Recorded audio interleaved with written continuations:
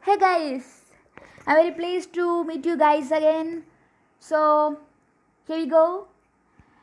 Here we are studying about the new chapter 4th of class 7, that is gender in polity. So, let's start, friends. Growing up as boys and girls. Being a boy or a girl is an important part of one's identity. The society we grow up in teaches us what kind of behavior is acceptable for girls and boys. So, from our society, we can understood that what kind of behavior is acceptable for girls and boys, and what boys and girls can or cannot do. We often grow up thinking that these things are exactly the same everywhere. So, everywhere these kinds of things where we can see,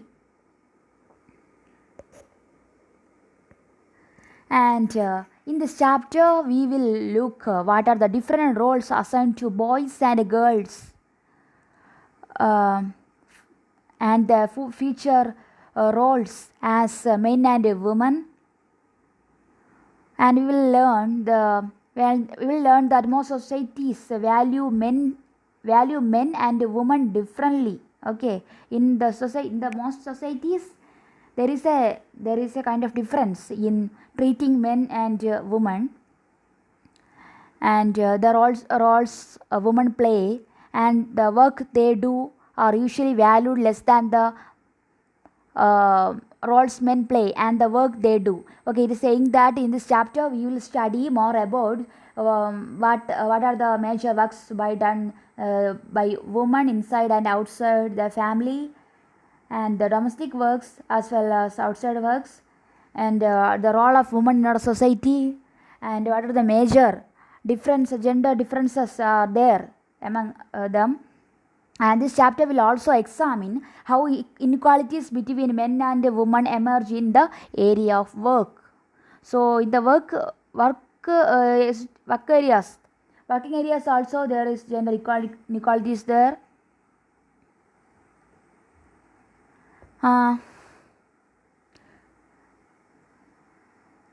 we know, friends, there are many different ways of growing up. Often we think that there is only one thing in which children grow up. This is because we are most familiar with our own experiences.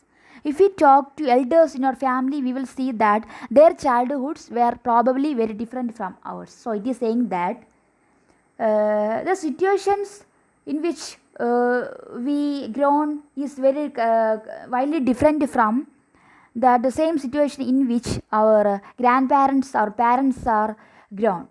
Okay, we will also realize that societies make clear distinctions between boys and girls. So there is a distinction between boys and girls there. This begins from a very young age.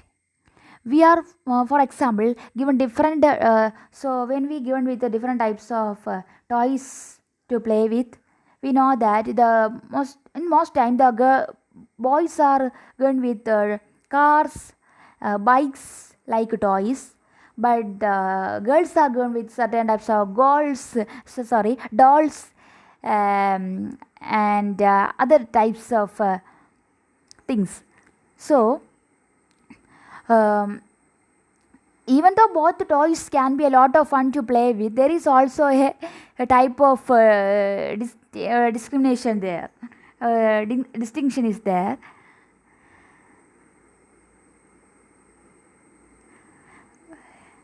and from these childhood also, the toys become a way of telling children that they will have different futures when they become men and women. So from the families also there is an emergence of this type of gender inequalities are emerging, and how girls must dress, what games boys should play, how girls need to talk softly or boys need to be tough. So it is common that it is the belief of the society that the girls must dress in a well neat or decent manner, and the boys who can play games all the time, and the girls have to learn a lot of household works, and the girls has to speak softly, but at that time the boys can speak in tough, and they can get angry. So that types things are we are familiar. So all these are ways of telling children that they have to they have a specific roles to play when they grow up to be men and women. Later in life, this affects the subjects we can study or the careers we can choose.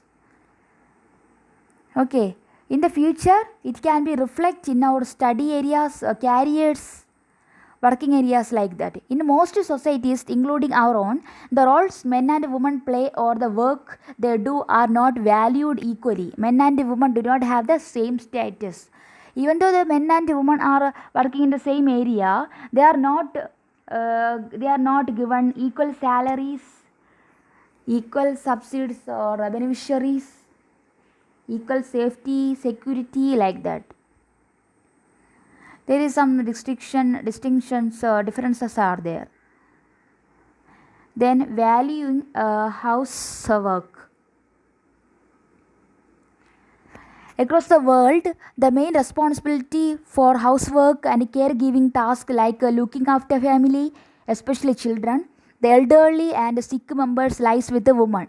So we know most of these types of works, household works, caring of the children, the take care of the sick members of the family lies with the woman. Yet, as we have seen, the work that women do within the home is not recognized as work, even though in fact the work the woman is work the work the woman is doing in her homes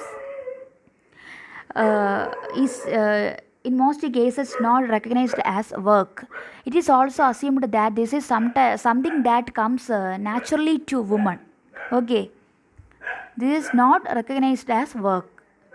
It therefore does not have to be paid for, and society devalues this work. So, society the most of the time devaluing these types of works made by the women in their houses. Then comes lives of domestic workers. A lot of uh, work by domestic workers. Okay. We know most of the women in our country are working as domestic helpers, and some of them are working in towns, cities, and some employ in domestic areas, and some they do a lot of work like sweeping, cleaning, washing clothes, dishes, cooking, looking after young children or the elderly, like that. And most domestic works are taken by the woman, and sometimes even young boys or girls are employed to this work. And we know the wages are very low, as domestic work does not have much value. So the domestic workers, the women who are working as domestic workers whose wages are very less. A domestic worker's day can begin as early as 5 in the morning and end as late as 12 at night. Despite the hard work they do, their employers often do not show them much respect. So there is not much respect is given for women. In fact, what we commonly term as housework actually involves many different tasks. So, in the sense, the housework which involve a very different task, we know a number of these tasks require heavy physical work. In both the rural and urban areas, women and girls have to fetch water. In rural areas, women and girls carry heavy loads of firewood. So, in the rural areas, women and girls have to carry a lot of heavy headloads of firewood, and in and other tasks like Washing clothes, cleaning, sweeping, picking up loads require bending, lifting, and carrying. Okay, many chores like cooking involve standing for long hours in front of hot stoves. The work women do is strenuous and physically demanding. Okay, it is very, the women are very hardworking in nature. They have to they have to struggle a lot in both outside and inside their families.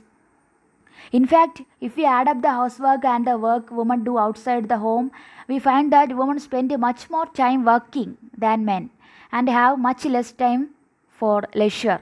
So, for leisure time, in the sense, the male, the most in most cases, the male give most leisure time when compared with women, because in every days the woman has to engage with a lot of household as well as outside works. So she is getting only less leisure time.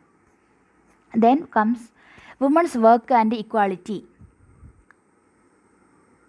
As we have seen, the low value attached to women's household and caregiving work is not an individual or family matter.